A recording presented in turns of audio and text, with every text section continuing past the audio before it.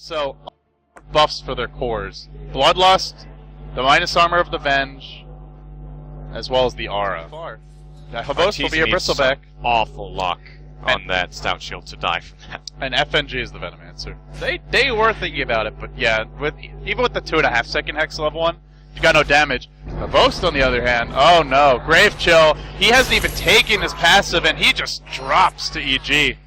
That early rotation, quick first blood for them. This is a scary lane. The kill potential between these three heroes is extremely high, and there's no... They do have good cores to turn this around, though. Like, let's say they give up a couple more kills, EG, get their Ogre fat, they can start...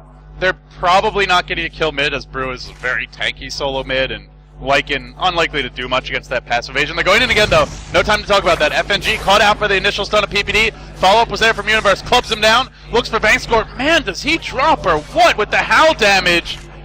And this is, again, one thing that's not changed about Lycan. You can nerf his ultimate, but he's still strong. He's gonna die here. No, he's not. It's a bait. Turn. Havos overextends. He turns his back. He doesn't get that final quill spray, and Zai survives on a sliver of HP. 4-0 your start. Seems like the way you counter Na'Vi and try versus try is you make the clutch magic stick plays. This is what Secret did earlier today, and it's already starting to remind me of that game where you go aggressive into a lane of Na'Vi where they make 1 or 2 mistakes and they fall behind, and they just keep coming back for more. They are not afraid. They love dying in tri lanes. Let's get some more of those deaths racked up right here. Right, they're going to try for a lasso top. They will get it on Fear. There's the Impale connector. Can they bring him down with a Hex? They're going to try, yes. With the lasso, the blink from Funnick. That's how they can kill the Weaver for now. Yeah, and that is the thing with the Midas build. You go for this build, if you're punished in like the next few minutes, you are an extremely squishy bug.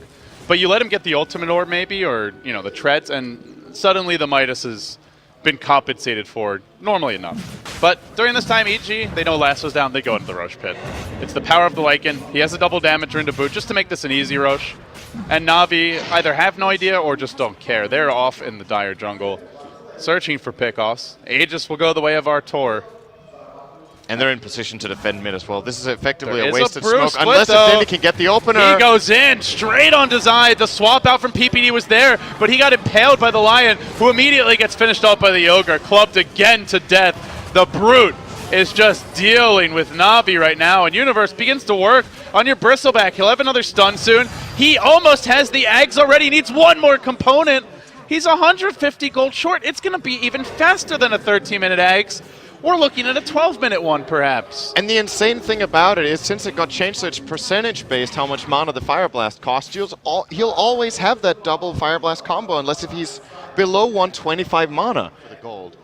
And even though they're in a position where it's pretty likely that they can start sieging Tier 2 towers, they're not going to do it until they feel comfortable that they have the exact amount of farm they're looking for. Oh, that Atos came out of nowhere. Funnick was not expecting that. Familiar stun? Oh, boy. Jeez, he just got splatted. Fear will push Interesting in. Atos pickup. I think they mainly got it to counter out the Bristleback, in this case, just to slow him down in the fight and disallow him from chasing down the birds. It's an interesting counter that mainly benefits Zai himself. It's kind of like a ghetto Yules when the Batrider blinks in as well. Oh, that's your first multicast of the game. Man, it's been a while since we've gotten to see this Ogre get active, and on the other side of the map, it's Arteezy, who may be punished. Aegis gonna drop here. They're bringing in reinforcements, but Havos still has the Crimson Guard to activate, and they know that Lycan ults down. Oh, just kidding. Fear joining the fray, and Fear just starts to go to work with the Crimson Guard. Havos is basically immortal, but this will wear off soon. Instead, they go for Dendi, who did not get the buff. They may try to force out his ultimate. No, turning and turning back onto Havos. They go. Where's the multicast? Just the instant double. I think a triple stun in the end there. No, that was just the unrefined Fire Blast. And in the end, they get the kill. Oh, no, sorry, it was the Ignite he did not get. So, yeah, he did get the double stun. It's so incredible with that Axe and Ogre. He can keep throwing a stun every 6 seconds for like 0 mana. And it has the full multicast potential and damage. It's just... Man. Forget about that. And then the Desolator not too far off, up to 850 gold, at which point I think EG can just rat this one. Maybe even they could just brute force it, which would be a true testament to how far ahead they are. The dangerous thing for Na'Vi is they probably have weaker late game as well. There's the BKB. Oh, a little bit of a missed swap here. Great turn from EG. They were waiting for this opening. They throw out the double stung. And then Arteezy chases in for more. And he stops galloping. He just inches forward. A very restrained approach from the Wolf. It's going to take a true miracle for Navi to pull this back. They have weaker late game. They've been run over in the part of the game that they kind of drafted for being able to deal some damage in.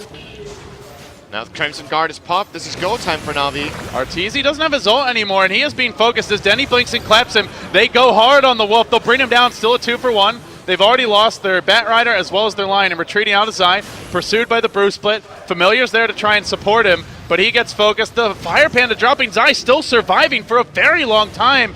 Will he finally be finished off by Dendi? He's still standing through it, and Dendi's forced to blink out while he was busy hunting Zai. The rest of his team falls, and with that last multicast, that might be the punch in the mouth that knocks Navi out of the game.